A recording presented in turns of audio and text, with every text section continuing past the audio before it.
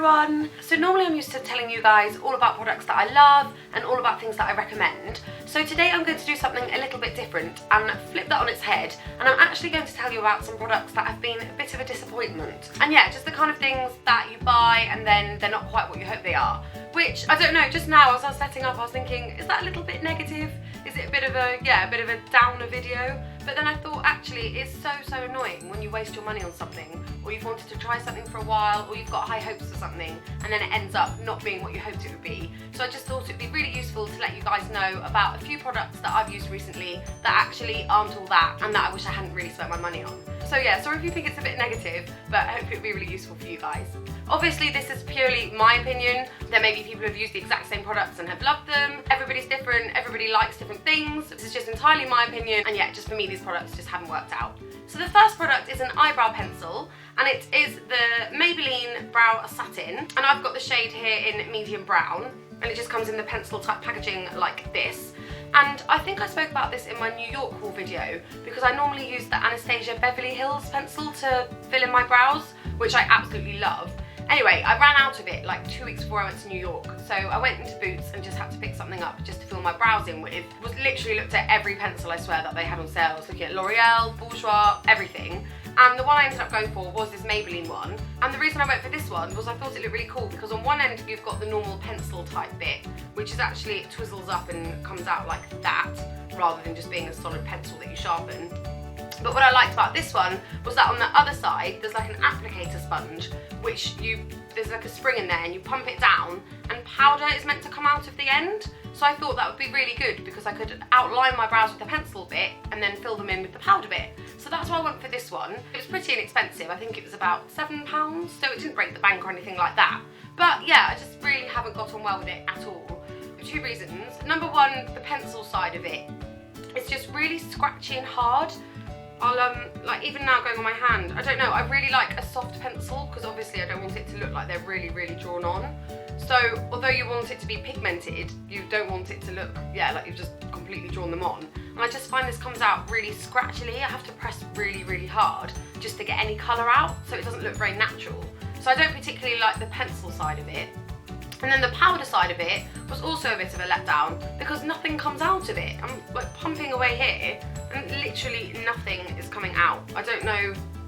Now I'm starting to question it whether I've actually got this product wrong and maybe powder isn't meant to come out. Maybe it's just a sponge that you're meant to smudge it with. No, look, it says smoothing duo brow pencil and filling powder. So yeah, so powder is meant to come out of it, but nothing comes out. It's so annoying. You know, sometimes you get those concealers with the twizzle end, and when you first use it, you have to turn it around a few times, and it takes a while for the liquid to come out, but then after that it's fine. I thought this was going to be like that, but it just isn't. I've had this for months now and it like literally nothing's coming out. It's dry as a desert. So yeah, not overly impressed.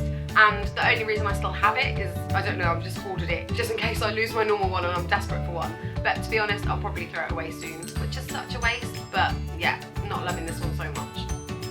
And then the next product that I haven't been loving lately, this sounds so down, doesn't it? Hopefully this is useful.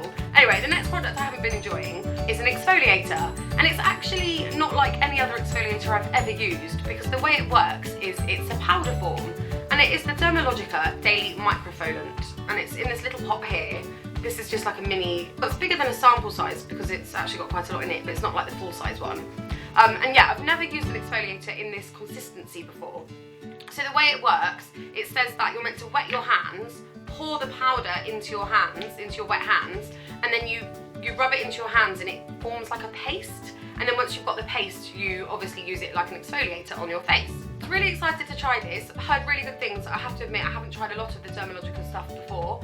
So I heard really good things about the range, and my skin is combination, so I do get an oily T-zone. So love exfoliators. But yeah, just not getting on so well with it. I think firstly, I'm having to use so much of it just to get any kind of exfoliator consistency. The first time I used it, I sprinkled a little bit of the powder and I don't think I was generous enough. So then when I was trying to make the paste, there was barely anything there. But I have noticed to get a decent amount of the product to actually exfoliate your face properly, you have to use loads.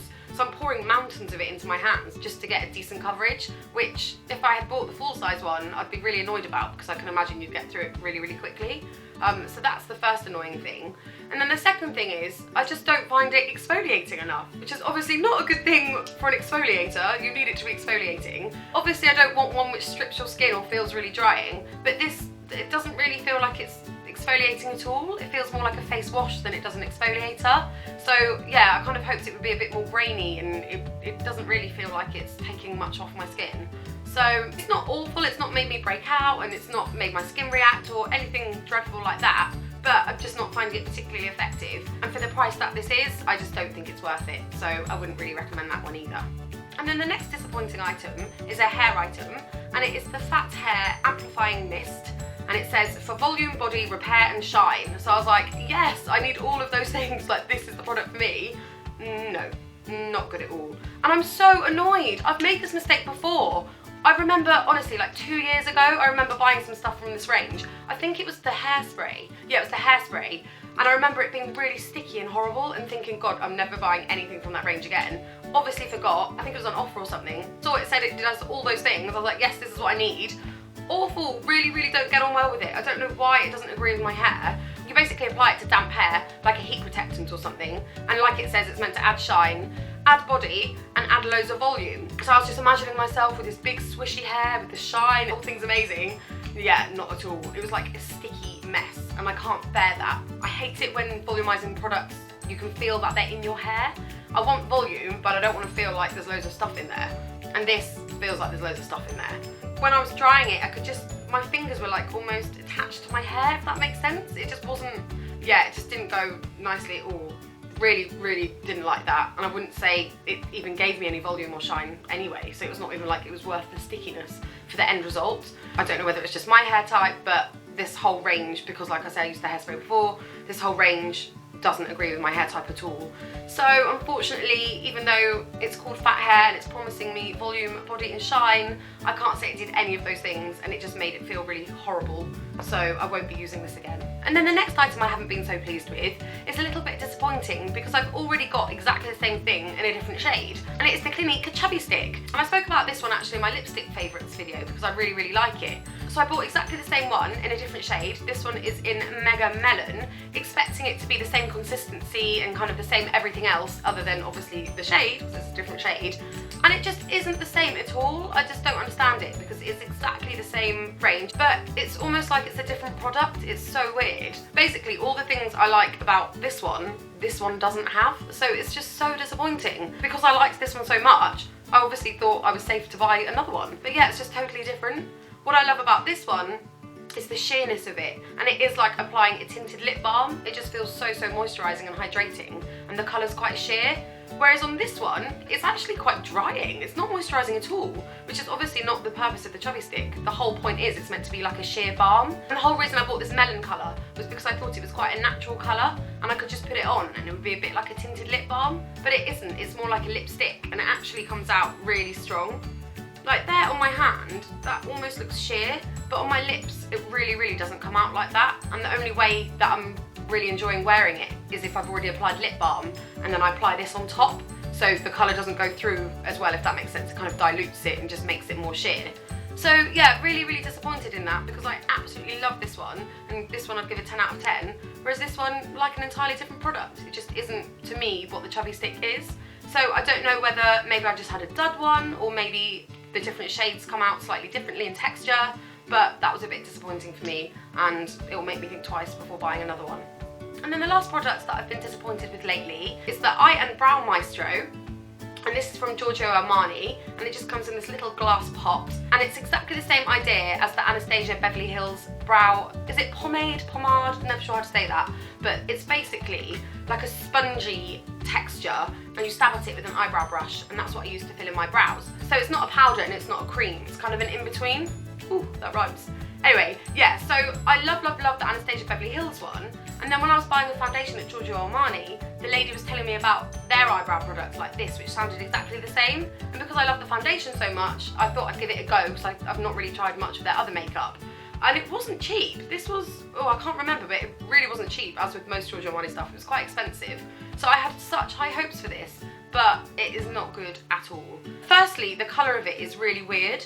This one is in the shade Auburn, which is what the lady said would suit me, but it's got a slight almost shimmer to it. which obviously when you're filling in your eyebrows is not what you want. I want them matte, you know, I don't want any hint of shimmer there at all. So that is a bit weird to start with. So I was hoping when I applied it that the shimmer wouldn't kind of come through, because sometimes you get products that are a bit deceiving like that and they look shimmery or sparkly but then they don't come out like that. But this definitely did have a little bit of a shimmer to it compared to the matte one that I normally use. So that I'm not keen on. And secondly, the texture's just a bit stiff, I'd almost say. It's quite hard to get out. My Anastasia Beverly Hills one is quite soft and it's quite easy to work with, whereas this one I find you really have to stab at it and like scrape it off just to get it out, and then it can end up being really messy. And again, like I said, with the eyebrow pencil, your eyebrows aren't an area where you really want to go wrong, so I didn't find it very easy to use. And I think what the problem here is, she was saying, because it says Eye and Brow Maestro, and I think the whole point of this is that it can be a multi-purpose product. So she was saying you can use it on your eyebrows, but you can also use it as an eyeshadow, which I think that's where it's gone wrong in a way. I mean, I haven't actually tried to use it as an eyeshadow yet, I'll be honest, but maybe it would be better as that. But the fact it's trying to be both, I think that's why it's not working. For an eyeshadow, the colour's lovely with the slight shimmer and stuff, but for your eyebrows, it just doesn't work. I think maybe they should just stick to one product rather than trying to combine the two. It just doesn't work, for me anyway, as an eyebrow product at all. So yeah, really disappointed with that one, and especially for the price, that was a little bit of a letdown. So yeah, thumbs down, I'm afraid, for that one. So those are a few products that I found a little bit disappointing recently. It's always really annoying when you spend money on something and you have high hopes of what you hope a product will be like and it's not. But I think when you're like me and you enjoy trying lots of things out, you're obviously always going to find products that you don't like as much or that just don't work for you at all. So although everybody's different, these are just some things that didn't work for me personally, and I just hope sharing that with you helps you guys out if you're thinking of buying any of them or you're thinking of trying them out, that maybe you'll think twice before spending the money. For every product I find that I don't like, I usually find a new one that I do like. Thanks so much for watching, and I'll see you next week. Bye!